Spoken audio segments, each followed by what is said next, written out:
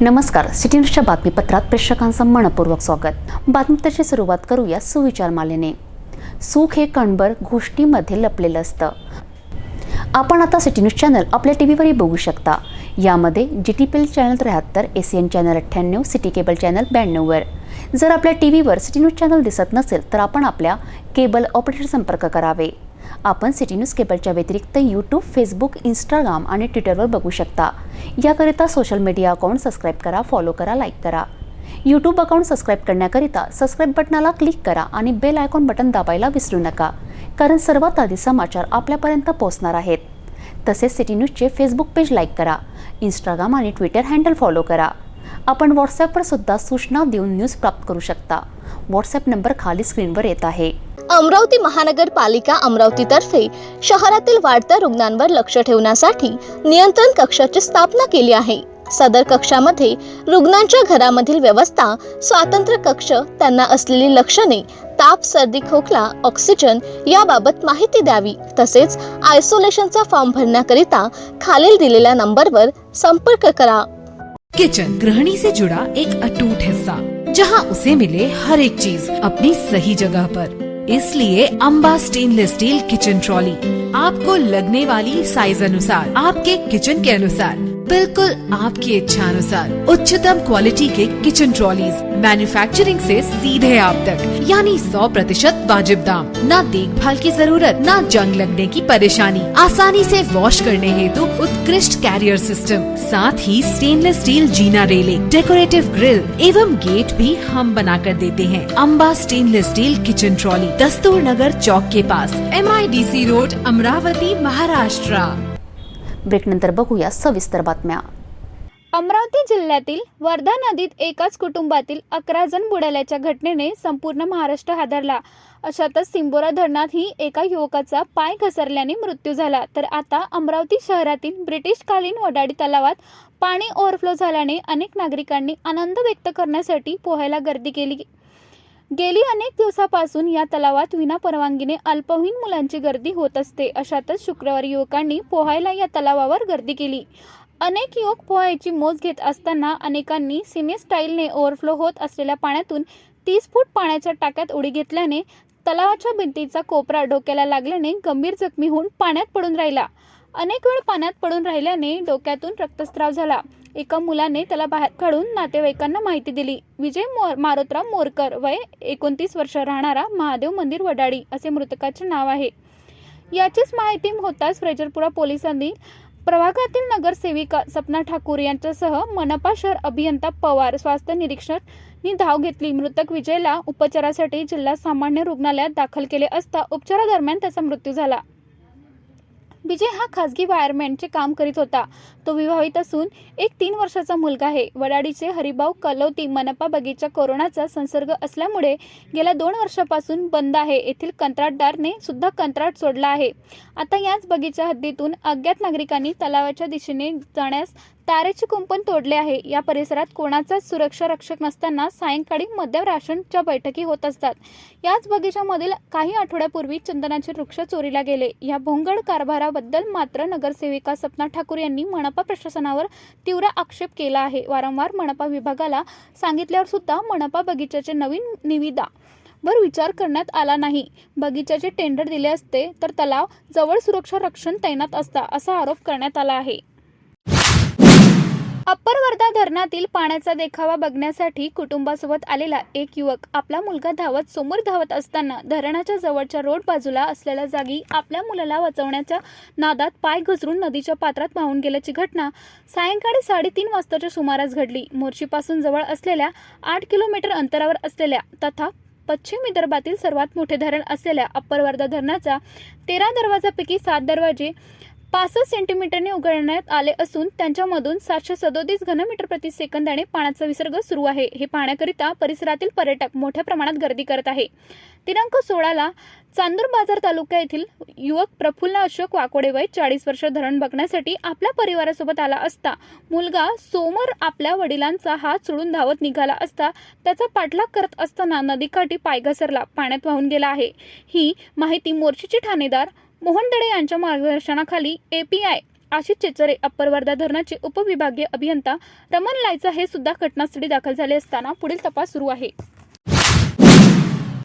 मनपा आयुक्त प्रशांत रोडे यांनी आजच्या आमसभेसमोर महानगरपालिकेच्या मालकीच्या असलेल्या 6 मार्केटमधील दुकानाची मुदत 2018 मध्ये संपल्याने त्यांच्या मुदतवाढीस मंजुरी देण्याबाबत विषय ठेवला. सभागृहाच्या सदस्यांनी या विषयावर सविस्तर चर्चाही केली, परंतु आमसभेत महापौरांनी हा विषय स्थगित ठेवल्याने काँग्रेसच्या नगरसेवकांनी आमसभेत महापौरांसमोर गोंधळ घालत या विषयाला मान्यता देण्यात यावी अशी मागणी केली. यावेळी विरोधी पक्षनेते बबलू शेखावत, काँग्रेसचे नगरसेवक व सभागृह नेता तुषार भारतीय व भाजपा नगरसेवक एकमेकांपुढे आल्याने त्यांच्यात शाब्दिक चकमक झाली. यावेळी नगरसेवकांनी भाजपाला व्यापाऱ्यांची दिशाभूल करीत असून त्यांच्याकडून सुपारी घेतल्याचा आरोप केला आहे. काँग्रेसला अमरावती शहराचा विकास होऊ द्यायचा नसल्याने ते या न त्या कारणाने सभागृहात गोंधळ घालून सभागृहाचे कामकाज ठप्प पाडतात.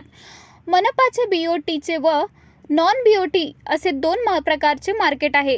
राज्य शासनाकडून प्राप्त झालेल्या माहितीमध्ये काही माहिती स्पष्ट स्वरूपात नसल्याने ती मिळवण्यासाठी पाठपुरावा केला जात आहे असल्याचे सभागृह नेता तुषार भारती यांनी सांगितले. त्यासोबतच त्यांनी काँग्रेसच्या पदाधिकाऱ्यांवर टीकाही केली.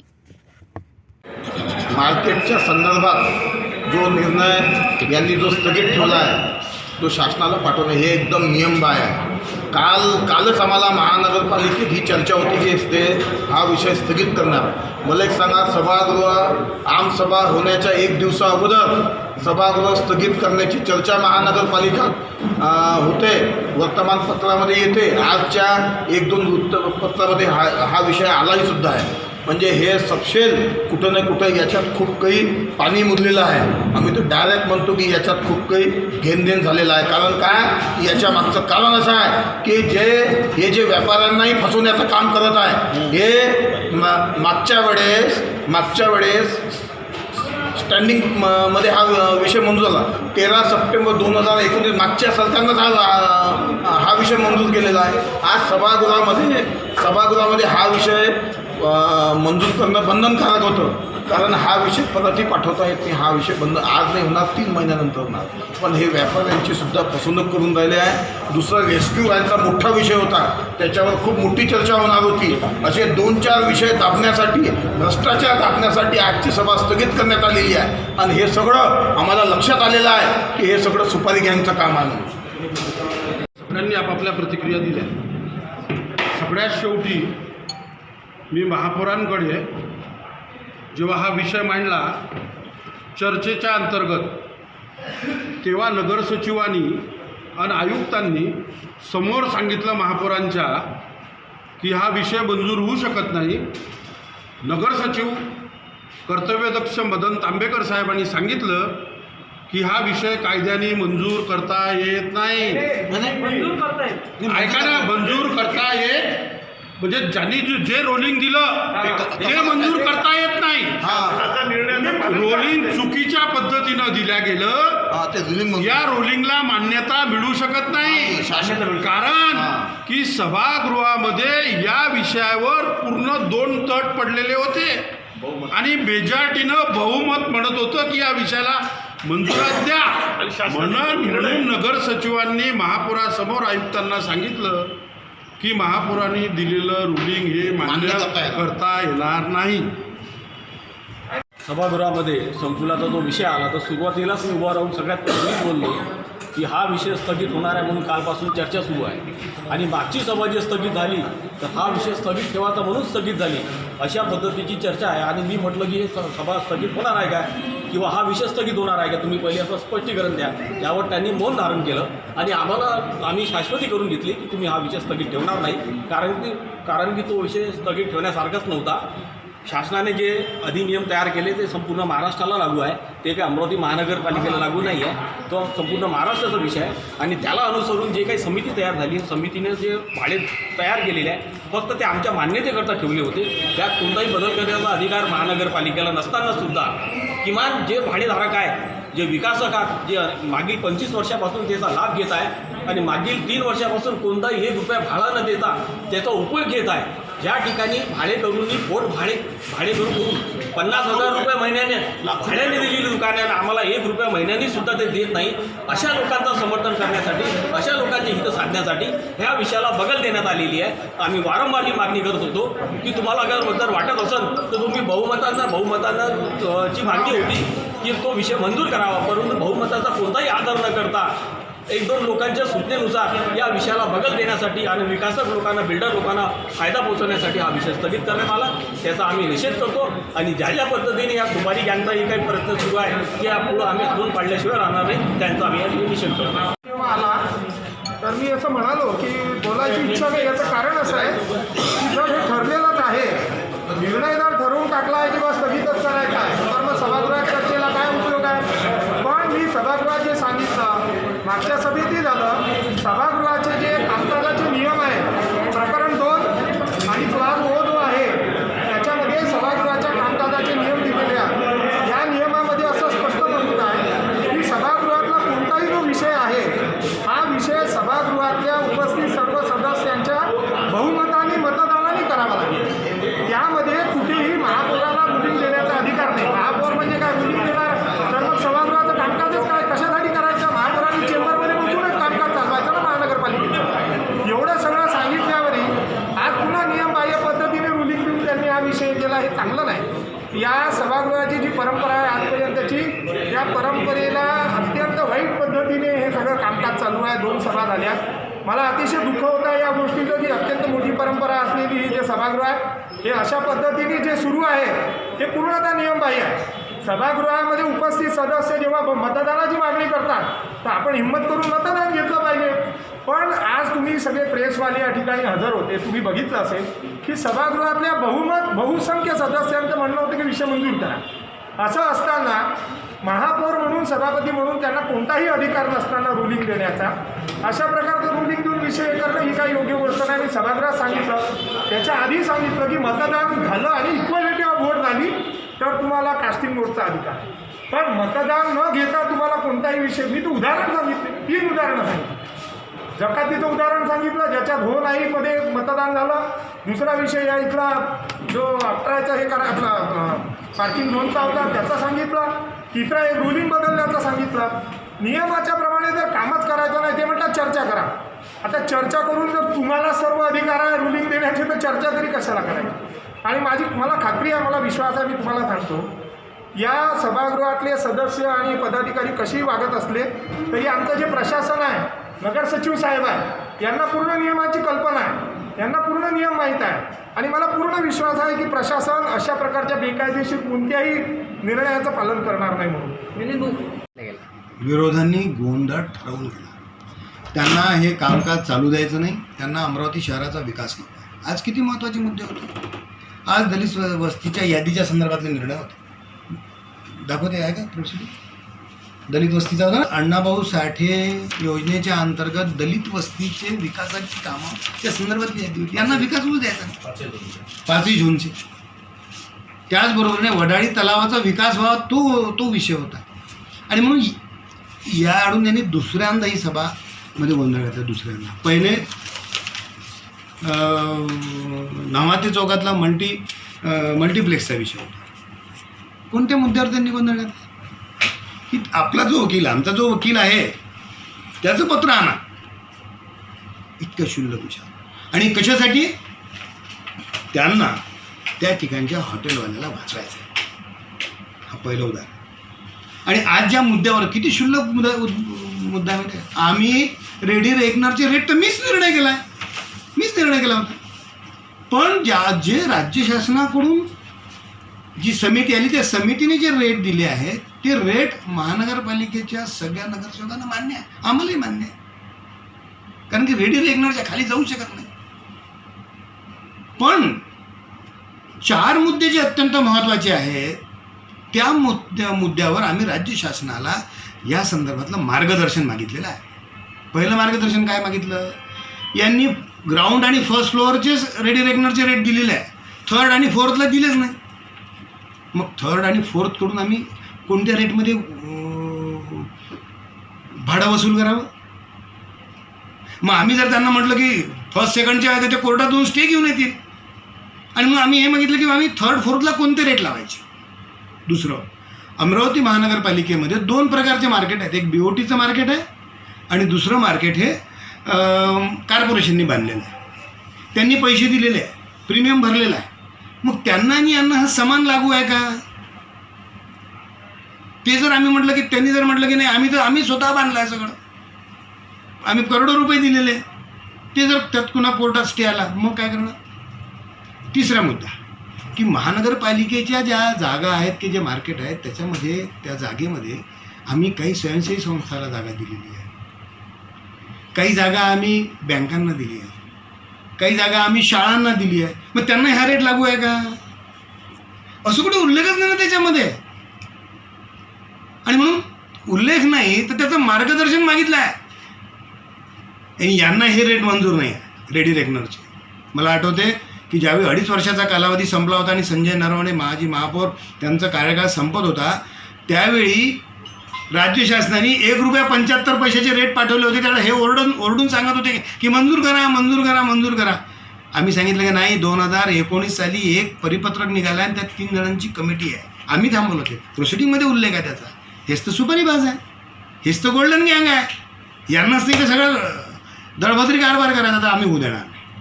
आणि म्हणून या 3 मुद्द्यावर आम्ही राज्य शासनाचं मार्गदर्शन मागितलं आहे. रेट हेच कायम ठेवू, रेटमध्ये बदल नाही करायचा. तिसरा मुद्दा, सरकार तर यांचंच आहे ना, यांचेच पालकमंत्री आहे, यांचेच महसूल मंत्री आहे, यांचेच नगर विकास मंत्री आहे, यांचेच मुख्यमंत्री आहे. का लवकर आणत नाही मग हे? यांना तर इतका पोळका आहे शहराचा.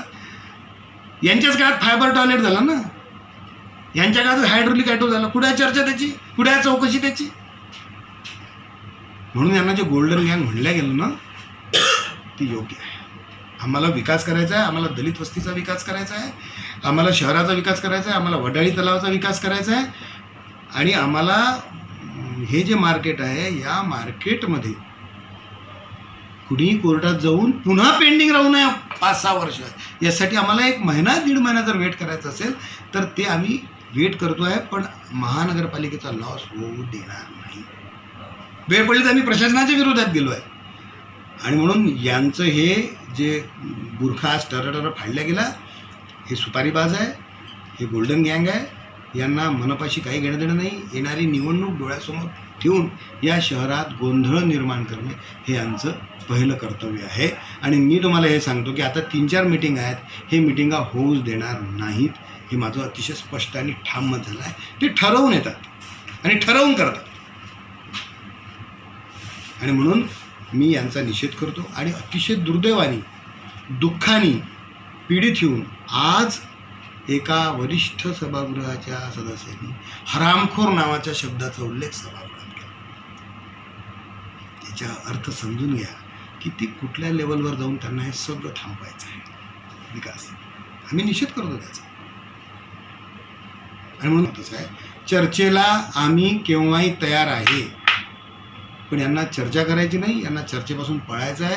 यांचे जुने सगळे प्रकरणं निघतील म्हणून ते या प्रकारचा गोंधळ करून सभागृह चालू देत नाही. अमरावती नगरीमधल्या कोल्हापुरी गेटचे बुरुज 1821 मध्ये बनले होते. तेव्हा परकोटचे काम हे खूप मजबूत होते.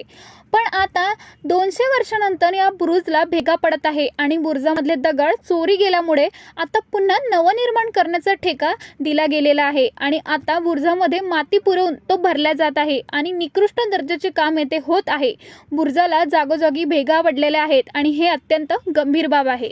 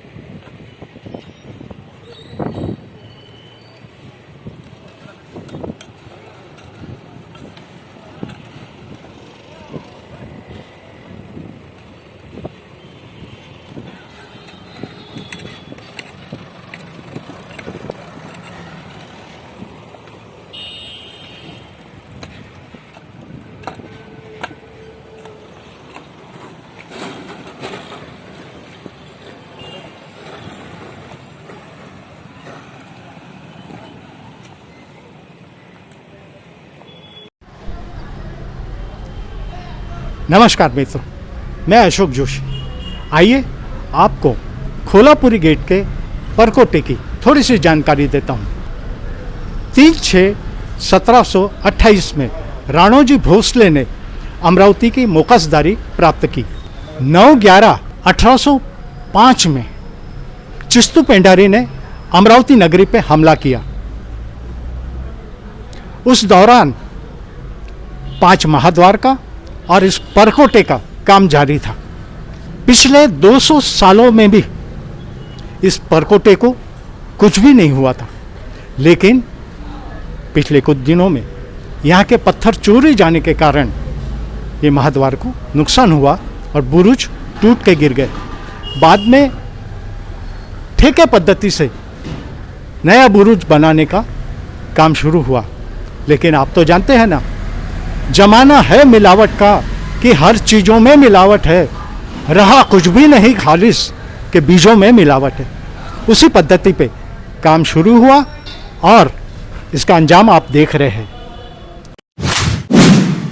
बाल न्याय अधिनियम 2015 अंतर्गत बालगृहाचे नूतनीकरणाच्या प्रारूप आराखड्यास या बैठकीत तत्वता मान्यता देण्यात आली। तसेच प्रारूप आराखडा अंतिम मान्यतेसाठी सादर करणारे निर्देश देण्यात आले। संस्थेच्या जागेवरील अतिक्रमणाबाबत उच्च न्यायालयात दाखल विविध याचिकावर कामकाज करण्यासाठी संस्थेच्या वतीने विशेष वकील नियुक्त करण्याचा निर्णय घेण्यात आला। संस्थेच्या मागील वर्षाचा जमा खर्च अहवाल सादर करण्याचे निर्देशही यावेळी देण्यात आले। सोसायटीच्या मौजे बोर्ला येथील जागेवरील अतिक्रमण हटविले, तसेच मौजे मानखुर्द येथील जागेचा भाडेकरार वाढविणे या विषयावर चर्चा झाली। तसेच कर्मचाऱ्यांना सेवा लाभ आणि सेवा नियमांमध्ये सुधारणा आदी विषयावर निर्णय घेण्यासाठी संबंधित विभागाबरोबर एक विशेष बैठक आयोजित करण्याच्या सूचना देण्यात आल्या।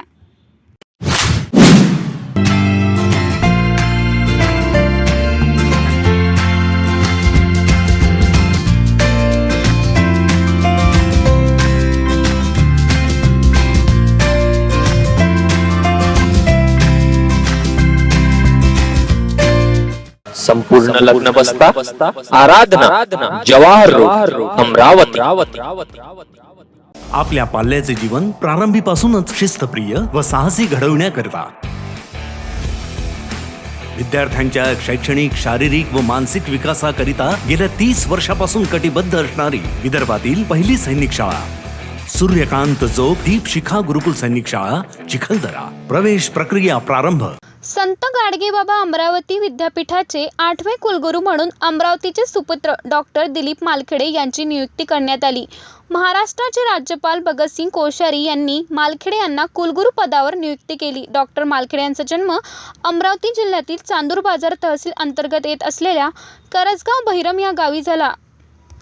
12वी पर्यंत शिक्षण त्यांनी तालुक्यातच घेतले, तर इतर उच्च शिक्षण अमरावती विद्यापीठात घेतले आणि 16 सप्टेंबरच्या दिवशी याच वटवृक्ष असलेल्या 5 जिल्ह्यातील शिक्षणाचे मुख्य केंद्र असलेल्या विद्यापीठाचे कुलगुरू पदाची त्यांनी स्वीकारना दुग्धशंकरा योगाला। वडील प्राथमिक शाळेत मुख्याध्यापक, आई गृहिणी असताना वडिलांनाच आदर्श ठेवून नवनियुक्त कुलगुरू मालखेडे यांनी अनेक पदवी राष्ट्रीय आंतरराष्ट्रीय स्तरावर त्यांचे सत्तेचा शोध निबंध प्रकाशित झाले। गुरुवारी अमरावती विद्यापीठातील डॉक्टर के.जी. देशमुख सभागृहात त्यांना कुलगुरू पदाची सूत्रे देण्यात आली। अकोला येथील कुलगुरू असलेले आणि अमरावती विद्यापीठाचे प्रभारी कुलगुरू पद सांभाळणारे डॉक्टर विलास बाले यांना डॉक्टर मालखेडे यांना कुलगुरू पदाची सूत्रे दिली। कुलगुरू पदाची सूत्रे स्वीकारल्यावर डॉक्टर मालखेडे यांनी सर्वप्रथम त्यांच्या आईचा आशीर्वाद घेतला। त्यानंतर अमरावती नागरिकांनी विद्यापीठातील कर्मचारीसह कुलगुरू राजत जयपूरकर, सिनेट सदस्य डॉक्टर मनीष गवई, संजय खडसेसह अनेक पत्रकारांनी सुद्धा डॉक्टर दिलीप मालखेडे यांना पुष्पगुच्छ देऊन सत्कार केला। या प्रसंगी नवनियुक्त कुलगुरू मालखेडे यांच्या पत्नी, मुलगी, आई वडील सुद्धा या ठिकाणी उपस्थित होते।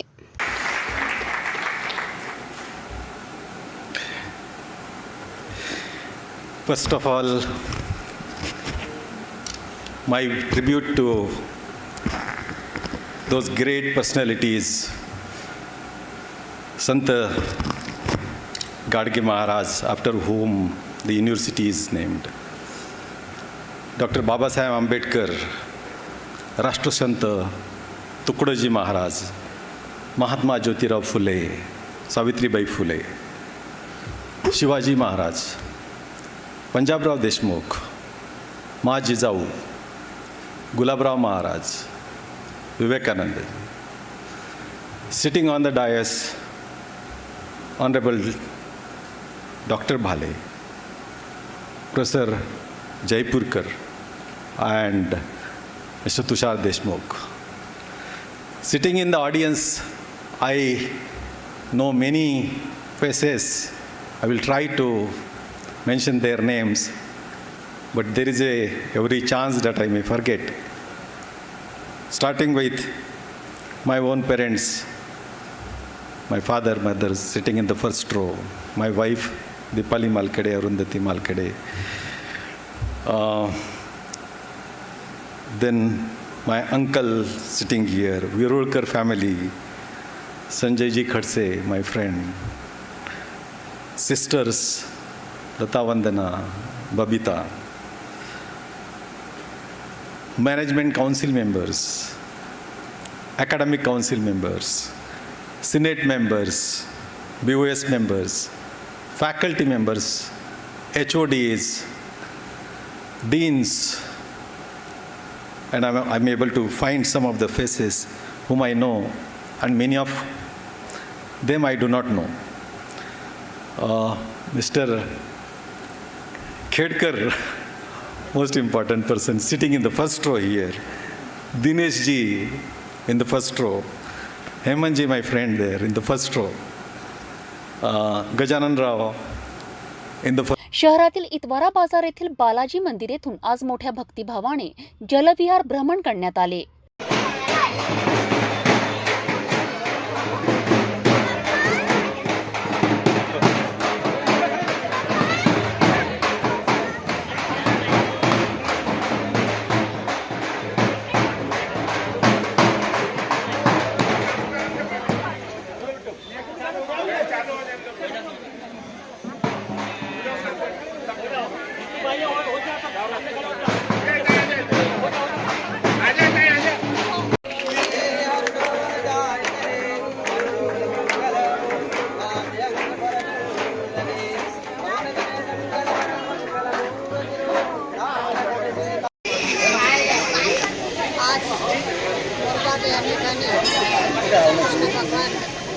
आज जलविहाराचा कार्यक्रम आहे. शोभायात्रा आज या ठिकाणी आहे. त्याबद्दल समाजातील आणि या सर्व भागातील सर्व नागरिकांना हार्दिक शुभेच्छा. यावेळी बालाजी मंदिर येथून परिसरातील मोरबाग, आरा मशीन रोड, पटवा चौक मार्गे मंदिराला प्रदक्षिणा पूर्ण करीत जलविहार यात्रा पूर्ण करण्यात आली. यावेळी आमदार सुलभा खोडके, माजी पालकमंत्री जगदीश गुप्ता, बालाजी मंदिर संस्थानचे अध्यक्ष महेश साहू, उपमहापौर कुसुम साहू, संतोष साहू, नगरसेवक राजेश साहू, अजय साहू, घनश्याम साहू, भागचंद साहू, पंकज साहू, अतुल पटेरिया, सोनल गुप्ता, मनीष गुप्ता, निलेश गुप्ता, सुनील देहले, नरेश साहू, गिरधारी साहू, अशोक बसेरिया, परसादी दलाल, भागीरथ अहरवार यासह मोठ्या संख्येने भाविक भक्त उपस्थित होते. अमरावती जिल्हा मध्यवर्ती सहकारी बँकेत आर्थिक अनियमितता झाल्याचे प्रकरण समोर आल्यानंतर या प्रकरणी आता ईडीने बँकेचे माजी अध्यक्ष व काँग्रेसचे अमरावती जिल्हा अध्यक्ष अनिरुद्ध उर्फ बबलू देशमुख व काँग्रेसचे माजी आमदार वीरेंद्र जगताप यांच्या पत्नी माजी अध्यक्ष उत्तरा जगताप यांना ईडीने समन्स बजावत तात्काळ ईडी कार्यालयात हजर राहण्याचे आदेश दिल्याने खळबळ उडाली आहे. तर 4 ऑक्टोबर रोजी जिल्हा बँकेची निवडणूक होत असताना या ईडीच्या नोटीसने काँग्रेस पक्षाला झटका लागला आहे. अमरावती जिल्हा मध्यवर्ती सहकारी बँकेतील 3.39 कोटीची आर्थिक अनियमितता झाली होती. यानंतर ईडी आता संपूर्ण व्यवहाराची माहिती मागवत असून जिल्हा उपनिबंधकांना ईडीने पत्र पाठवत मुंबई ईडी कार्यालयात बँकेचा लेखापरीक्षण अहवाल मागितले होते. अमरावती जिल्हा बँकेने एका खासगी कंपनीत 700 कोटी रुपयांची गुंतवणूक केली. यात दलालीपोटी 3.39 कोटी रुपये देण्यात आले. ही गुंतवणूक थेट बँकेकडून झाली असताना दलाली देणे बंधनकारक नव्हते. त्यामुळे बँकेची 3.39 कोटीची फसवणूक झाली अशी तक्रार बँकेचे प्राधिकृत अधिकारी व जिल्हा उपनिबंधक संदीप जाधव यांनी 15 जून रोजी शहर कोतवाली पोलीस ठाण्यात नोंदवली होती. त्यामुळे अधिकारी, कर्मचारी व 6 दलाल अशा एकूण 11 जणांवर फसवणूक गुन्हेगारी स्वरूपाचा कट रचल्याचा गुन्हा दाखल करण्यात आला होता। याच प्रकरणात आता ईडीने बँकेचे माजी अध्यक्ष बबलू देशमुख व उत्तरा जगताप यांना समन्स बजावले व विनाविलंब ईडी कार्यालयात हजर राहण्याचे सांगितले आहे। अंजनगाव सुर्जी शहरातील बलराम गणेश मंडळ काठीपुरा येथे आज दिनांक 16 सप्टेंबर रोजी भव्य रक्तदान शिबिराचे आयोजन करण्यात आले असून शिबिराचे उद्घाटन कार्यक्रम संपन्न झाला। कोविड-19चा धोका व वाढता प्रादुर्भाव लक्षात घेता शहरातील काठीपुरा बलराम गणेश मंडळच्या वतीने रक्तदान शिबिराचे आयोजन करून त्याचे उद्घाटन नगराध्यक्ष अँड कमला कांची लाडोडे यांच्या हस्ते करण्यात आले। रक्तदानाला सकाळी 11 वाजतापासून सुरुवात करण्यात आली। गेल्या 10 ते 12 वर्षापासून बलराम गणेश मंडळाचे अध्यक्ष तथा नगरसेवक सचिन जायदे यांनी हा उपक्रम चालू ठेवला असून उपक्रम पुढेही राबवण्यात येईल असे त्यांनी प्रसार माध्यमांशी बोलताना सांगितले। दरवर्षी या शिबिराला भरभरून प्रतिसाद मिळत असून शिबिराला यशस्वी करण्यासाठी नगरसेवक सचिन जायदेसह पदाधिकारी व कार्यकर्त्यांनी अथवा परिश्रम घेतले असून परतवाडा येथील सदानंदजी बर्मा रक्तपेढीला प्राचारण करण्यात आले। 50 पेक्षा जास्त रक्तदात्यांनी रक्तदान केले होते। नमस्कार, मी सचिन रमेश जायदे, नगरसेवक अंजनगाव सुर्जी तसेच अध्यक्ष बलराम गणेश मंडळ। 10 वर्षापासून यावर्षी पण आपल्या बलराम गणेश मंडळतर्फे रक्तदान शिबिराचा कार्यक्रम आयोजित केलेला आहे। तरी मी अंजनगावातील सर्व नवयुवकांना आवाहन करतो की त्यांनी जास्तीत जास्त प्रमाणात रक्तदान करून या रक्तात आपले एक सहकार्य करावे आणि हे रक्तदान करणं म्हटलं म्हणजे एक देशसेवाच आहे आणि जास्तीत जास्त जणांना या सहभाग घेऊन रक्तदान करावे मी सर्वांना आवाहन करतो। धन्यवाद। मेळघाटचे आमदार राजकुमार पटेल यांच्या मार्गदर्शनाखाली दरवर्षी धारणी शहरातील महात्मा फुले रंगभवन मैदानात मेळघाटचा राजा गणेश उत्सव मंडळ स्थापित केले जाते। मेळघाटचा राजा गणेश उत्सव मंडळातर्फे दरवर्षी आरोग्य शिबिर, रक्तदान शिबिर, शासकीय योजनांच्या माहिती देणारे शिबिर असे विविध उपक्रम राबवून मेळघाटच्या नागरिकांना सहकार्य केले जाते। सदर उपक्रम मेळघाटचे आमदार राजकुमार पटेल, पंचायत समिती सभापती रोहित पटेल यांच्या मार्गदर्शनाखाली ऋषभ गाडगे, रुपेश भारती, अनुराग दहाट, प्रतीक पटोरकर, मारुती भागवत व इतर सरकारी मित्रमंडळीद्वारे केले जाते। असेच उपक्रम इतर गणेशोत्सव मंडळाचे सुद्धा केले तर मेळघाटातील समस्त नागरिकांना मोठ्या स्तरावर सहकार्य होईल, हे विशेष।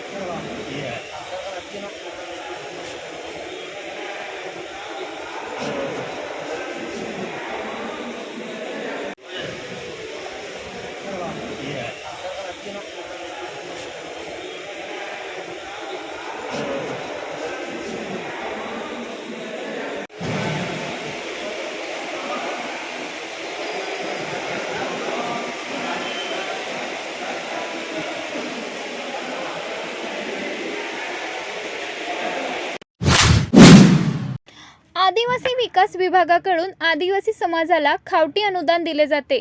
गेल्या काही वर्षापासून सदर खावटी अनुदान आदिवासी बांधवांना अदा करण्यात आली नव्हती। यावर्षी कोरोना विषाणू व त्यामुळे झालेली महामारी आणि त्यानंतर लावण्यात आलेले लॉकडाऊनला अनुसरून शासनाकडून यावर्षी खावटी अनुदान कर्ज वाटप करण्यात आले आहे, ज्यामध्ये बहुतांश आदिवासी बांधवांना खावटी कर्जाचे अनुदान अदा करण्यात आले नाही। परिणामी मोठ्या संख्येत आदिवासी बांधव खावटी अनुदानापासून वंचित असल्याचे दिसून आले। आम्ही आदिवासी हलबालबी समाज संघटना विभागीय शाखा अमरावतीच्या वतीने आमच्या ज्या ग्रामशाखा आहेत, आमचे हलबालबी जमातीचे एकूण 27 गावामध्ये आमचे लोक आहेत आणि जो शासनाच्या मार्फत जी खावटी कर्ज अनुदान वाटप ही जी योजना आहे, या योजनेअंतर्गत आमच्या ज्या हलबी जमातीच्या लोकांना यांनी वगळण्यात आलेलं आहे आणि वगळण्याचं कारण म्हणजेच नामसादृश्य जमातीमध्ये आमची जमात टाकलेली आहे। वास्तविक पाहता आम्ही जे आहोत हे ओरिजिनल लोक आहोत। आमच्याकडे आमच्या जमातीमध्ये एकूण 143 आडनाव आहेत आणि 143 आडनावाच्याही सहआयुक्त पडताळणी विभागाकडून आमच्याकडे व्हॅलिडिटीसुद्धा आहे। तर आम्ही आमच्या लाभार्थ्यांना जे खावटी अनुदान मिळाले नाही त्या संदर्भात आम्ही निवेदन प्रकल्प अधिकारी एकात्मिक आदिवासी विकास प्रकल्प धारणी इथे दिलेला आहे आणि ती दिल्यानंतर साहेबांनी आम्हाला आश्वासित केलं की ही जी समस्या आहे ही नेमकं फक्त नामसादृश्य या नावाखाली नसून की बोगजांना त्याचा फायदा होऊ नये, तर आम्ही तुमची निश्चित या निवेदनाचा विचार करून जी ओरिजिनल आहेत त्यांना निश्चित आम्ही फायदा देणार असं ते आम्हाला आश्वासित केलेलं आहे.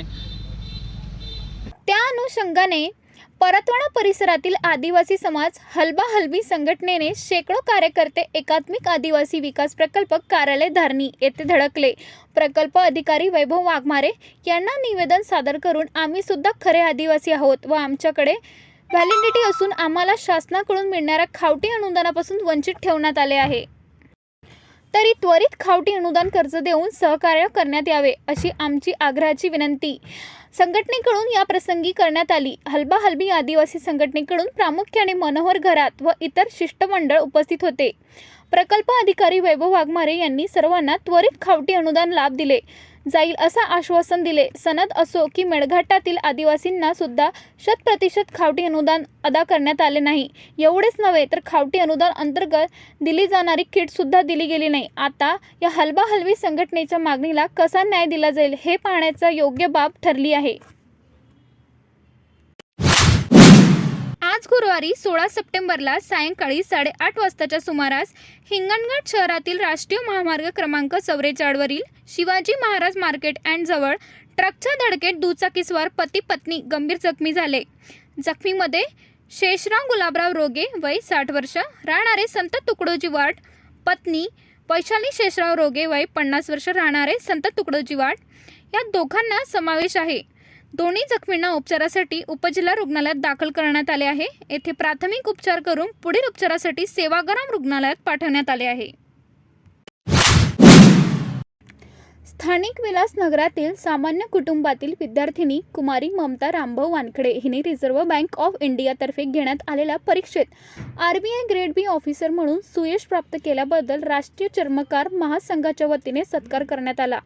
RBI तर्फे व्यवस्थापक पदाकरता संपूर्ण देशभरात ही परीक्षा घेण्यात आली होती. त्यामध्ये देशातून 2 लाखाहून अधिक विद्यार्थ्यांनी ही परीक्षा दिली होती.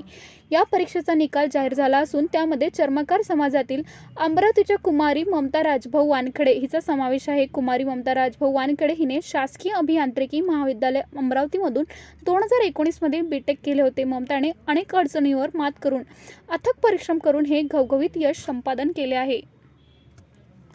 तसेच समाजाची मान उंचावली आहे. पुढील जीवनात सुद्धा असेच यश संपादन करून आई वडील व समाजाचे नाव उंचावेल अशा शुभेच्छा राष्ट्रीय चर्मकार महासंघाचे जिल्हा अध्यक्ष निलेश जामठे यांनी जिल्हा कार्यक्रमाच्या अध्यक्षस्थानी शिक्षक आघाडीचे जिल्हाध्यक्ष गजानन वांद्रे हे होते, तर प्रमुख अतिथी म्हणून जिल्हा अध्यक्ष निलेश जामठे, जिल्हा उपाध्यक्ष जगदेश रेवसेकर, योगेश पखाले, विजय शेकोकर होते. कार्यक्रमाचे प्रास्ताविक शिक्षण योगेश पखाले यांनी केले, तर आभार प्रदर्शन विजय शेलोकार यांनी केले. कार्यक्रमाला वडील रामभाऊ वानखडे आणि वनिता वानखडे, भाऊ वैभव वानखडे, विजय अंबाडकर, आराध्य शेकोकर, इंदू वालखेडे आदीसह समाज बांधव उपस्थित होते.